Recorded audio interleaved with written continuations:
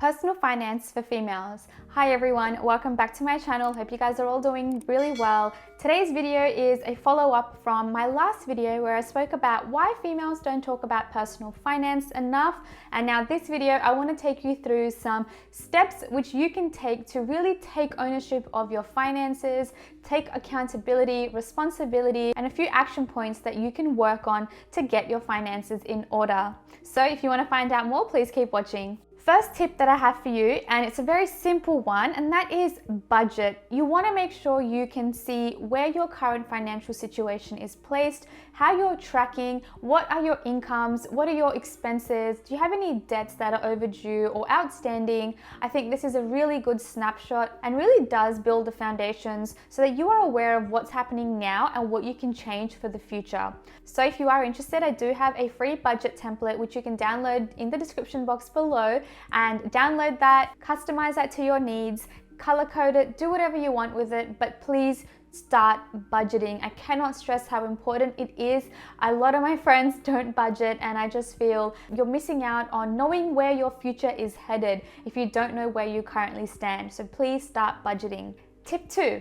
Next step is to consolidate your super. With all of us having multiple jobs over the years, we just sign up to our employer superannuation fund and we tend to forget our other super accounts. So this is very simple. So what you have to do is just go into the MyGov website and you can see all of the active superannuation funds that you have, and you can just consolidate them yourself and get that process going, because you're ending up paying lots of fees, annual fees, for just having that account open. So it's eating into your superannuation fund, which you don't want to do. So make sure you go ahead, you revise, you see what you've got, and you consolidate your accounts. This will definitely save you a lot of money.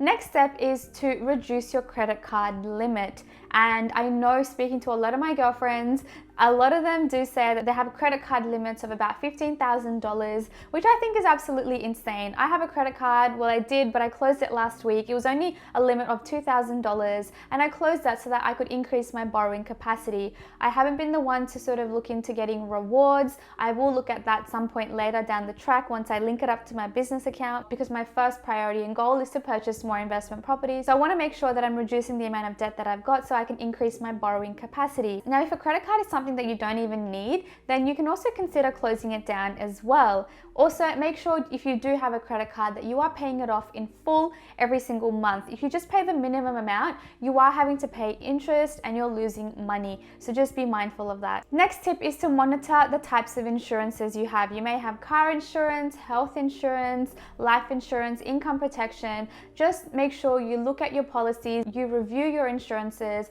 and always ask to negotiate your rates if possible. I think this is really important. You need to know what you have and whether your rates and your accounts are in line with market trends as well. The next tip is to have different accounts. Now, I'm saying not to open up an account with every single bank, but have one transaction account, one savings account, 3 to 6 months of living expenses saved in that emergency fund. And then obviously your investments, you're able to invest in cryptocurrency, NFTs, stocks, ETFs, all of that good stuff. But yes, it's very important to have different accounts for different things. It not only makes it easier for your eyes in terms of seeing what money you have where, but it's also easy when it does come time to tax time as well for you to do your accounting based on that. Next tip for my fellow females is to read books from other females that are successful in either the personal finance field or are entrepreneurs. I think it's very important to learn from other people's mistakes. I think that's the best way to grow and really expand on your knowledge. I'll leave a few books down below that I'm personally reading or are on my wish list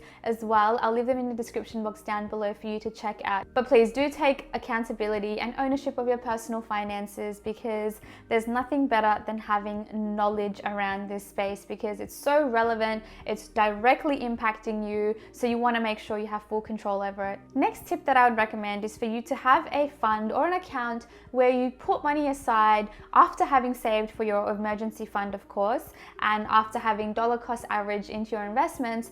I would then recommend having an account for your holiday fund or your luxury items, or maybe some expensive beauty treatments that you want to have.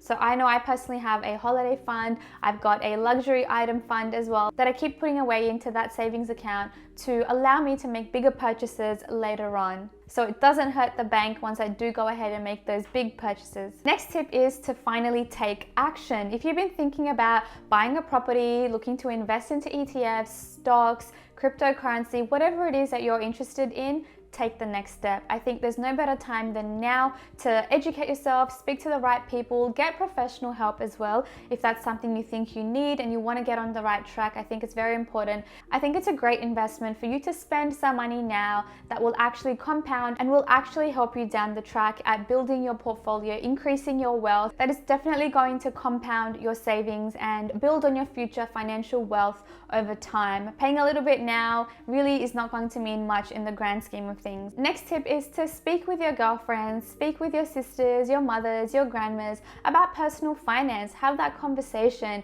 Take that next step and start a conversation about personal finance and what their future goals are and how do they plan to achieve them as well. I think taking this next step is very important. It's the only way that we're going to be able to build a community that is going to be filled with empowered, driven, successful females. So I think having that conversation with your fellow female friends is very, very important. And the final tip I have for you ladies is to take control of your finances. If your partner is managing all your finances, then ask to be involved. Take 50% of the load so that you can see what's going on, or do your finances together whenever it is that you do. Make sure you know what's happening, what bills are falling due, how much money you've got saved together, how much you're looking at investing together. I think it's very important. And I think doing that together not only builds in your relationship as well, but you're both aware and there'll be less money problems. I know a lot of relationships that break down are mainly due to money, and I think if you can alleviate that stress and you have those conversations, it's just going to make your life a lot easier, not only for your relationship, but for you as an individual as well.